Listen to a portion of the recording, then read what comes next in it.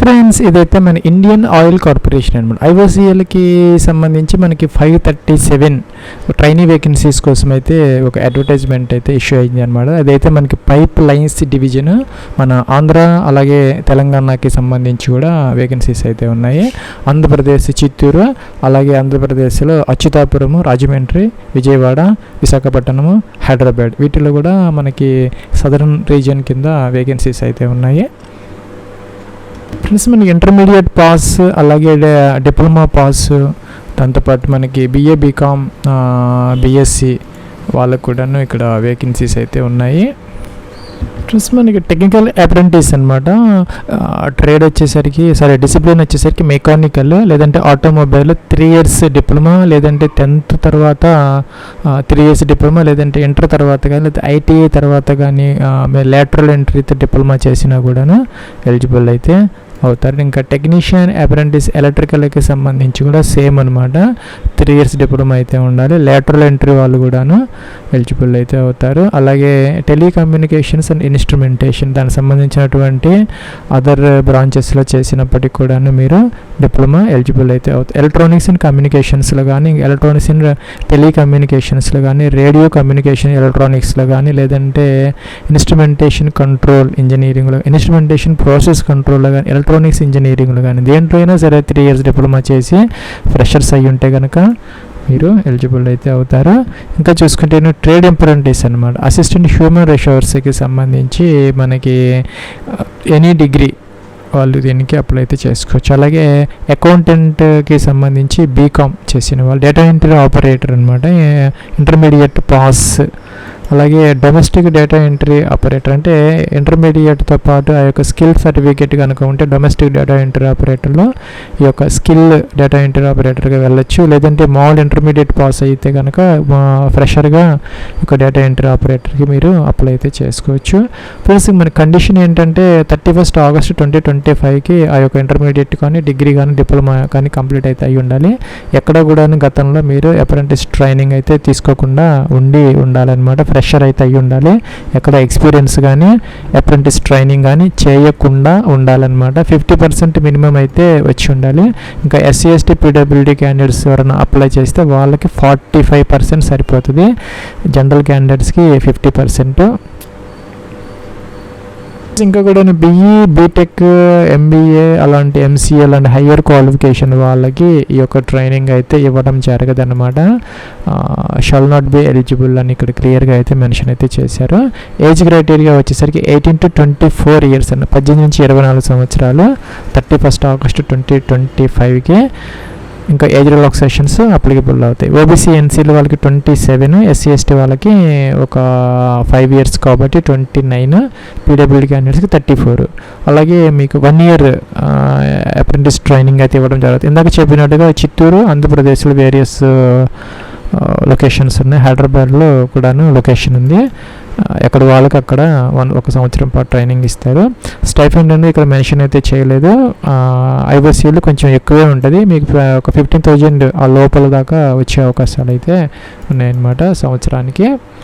ప్రతి నెల కూడాను మాకు 10 నుంచి 15,000 వరకు మీకు వచ్చే అవకాశాలు అయితే ఉన్నాయి. ఇంకా కూడా ఇక్కడ మనకి సెలక్షన్ ప్రొసీజర్ వచ్చేసరికి ఎటువంటి ఎగ్జామినేషన్ అయితే ఏం లేదు. మీకు వచ్చినటువంటి పర్సంటేజ్ ఆధారంగా అయితే అగ్రిగేట్ షార్ట్ లిస్ట్ చేస్తారనమాట. ఇంకా ఎక్కువ అప్లికేషన్స్ వచ్చి ఒకవేళ కనుక సేమ్ పర్సంటేజ్ కనుక వస్తే అప్పుడు ఏదైనా చిన్న ఎగ్జామ్ అయితే కండక్ట్ చేసే అవకాశాలు కూడా ఉన్నాయన్నమాట. అదైతే మీకు తర్వాత వాళ్ళు ఇన్ఫర్మేషన్ అయితే చేస్తారు.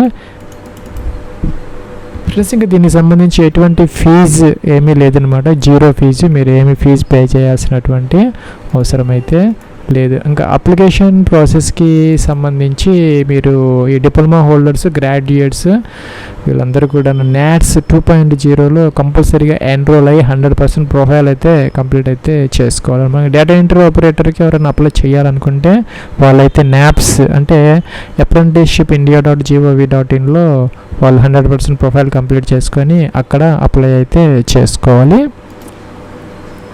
ప్లస్ ఇంకా దీనికి సంబంధించి అప్లికేషన్ ప్రాసెస్ ఈ రోజే స్టార్ట్ అవుతుంది అనమాట. 29th August 2025. అలాగే 18 September వరకు మనకి టైం అయితే ఉంది. టైం అయితే ఉందన్నమాట. మీకు ఇక్కడ ఇది అయిపోయిన తర్వాత మీకు సర్టిఫికేట్ అయితే ఇస్తారు. ఎక్స్పీరియన్స్డ్ స్కిల్ పర్సన్ కింద మీకు జాబ్స్ అయితే తప్పనిసరిగా వస్తాయి. ఐఓసీలో కానీ ఎటువంటి పిఎస్సి యూనిట్లో కనుక జాబ్స్ పడితే మీకు మొదటి ప్రిఫరెన్స్ అయితే ఉంటుంది. సో కాబట్టి మంచి అవకాశం అనమాట. ఎవరైనా ఫ్రెషర్స్ ఉంటే దీన్ని వినియోగించుకొని 1 year కనుక ట్రైనింగ్ తీసుకుంటే మీకు రియల్ టైం ఎక్స్పీరియన్స్ కింద ఆ యొక్క సర్టిఫికేట్ అనేది మీకు ఉపయోగపడుతుంది గవర్నమెంట్ జాబ్స్లో.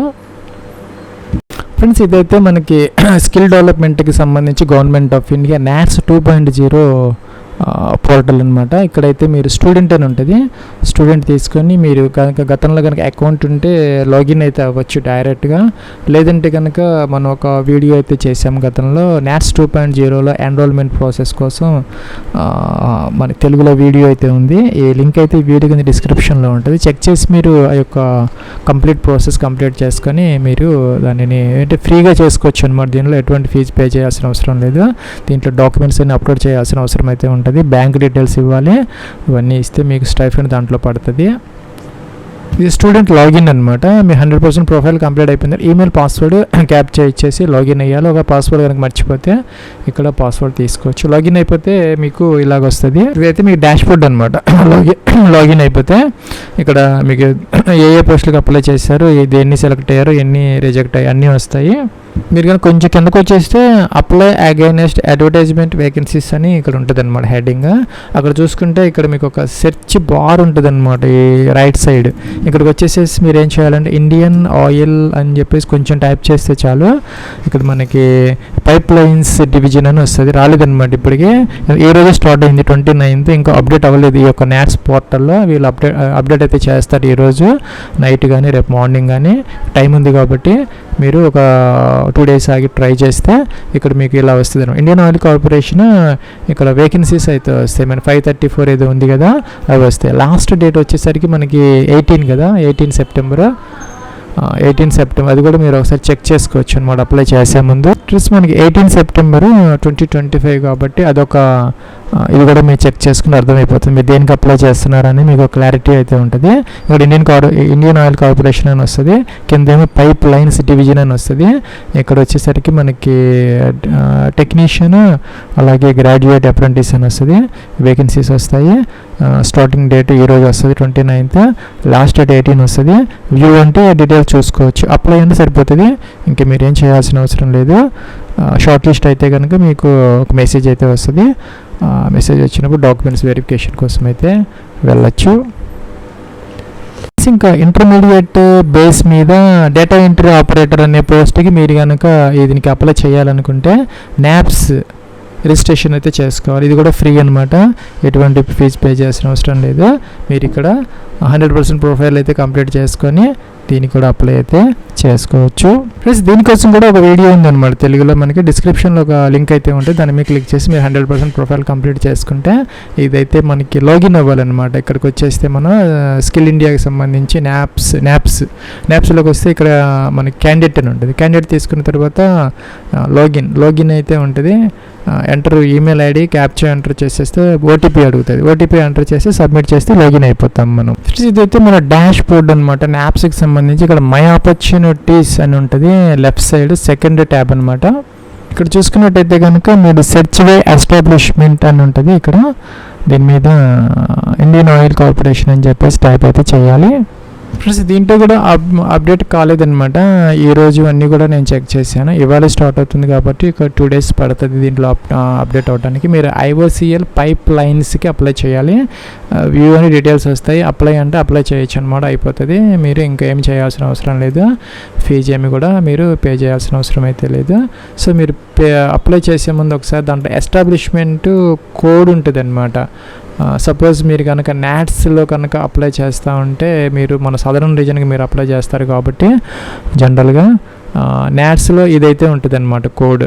వ్యూ ఉన్న చోట మీకు డీటెయిల్స్ వస్తాయి అనమాట అన్ని. ఆ వ్యూలో చూసుకుంటున్నప్పుడు మీరు ఏ కంపెనీకి అప్లై చేస్తున్నారంటే ఇక్కడ కోడ్ ఉంటుంది ఐడి అంటే IOCL కోడ్ అనమాట. STNCHC 0040. అలాగే NAPSకి సంబంధించి E12183330008 దీనికి అప్లై చేస్తే మీరు కరెక్ట్గా అప్లై చేసినట్టు అనమాట. చెక్ చేసుకొని మీరు అప్లై అయితే చేసుకోవచ్చు. ఇక్కడ మీరు వ్యూ అంటే డీటెయిల్స్ వస్తాయి, దాంట్లో మనకి ఎస్టాబ్లిష్మెంట్ కోడ్ ఉంటుంది అనమాట. ఇది నాప్స్లో అలాగే నాట్స్లో కూడా ఉంటుంది. సో దానికి మీరు అప్లై అనే బటన్ ఉంటుంది, దాని మీద క్లిక్ చేస్తే సరిపోతుంది. మీరేం చేయాల్సిన అవసరం అయితే లేదనమాట. షార్ట్ లిస్ట్ అయితే మిమ్మల్ని డాక్యుమెంట్స్ వెరిఫికేషన్ కోసం అయితే కాల్ చేయటం జరుగుతుంది. ఇది ఫ్రెండ్స్ మనకి ఐఓసిఎల్ ఏదైతే ఉందో 537 వేకెన్సీస్కి సంబంధించి pipe lines division apprentice engagement అనమాట. 1 year పాటు. ఎవరైనా ఫ్రెషర్స్ ఉంటే గతంలో ఎటువంటి ట్రైనింగ్ తీసుకోకుండా వాళ్ళైతే దీనిని యూజ్ చేసుకోవచ్చు.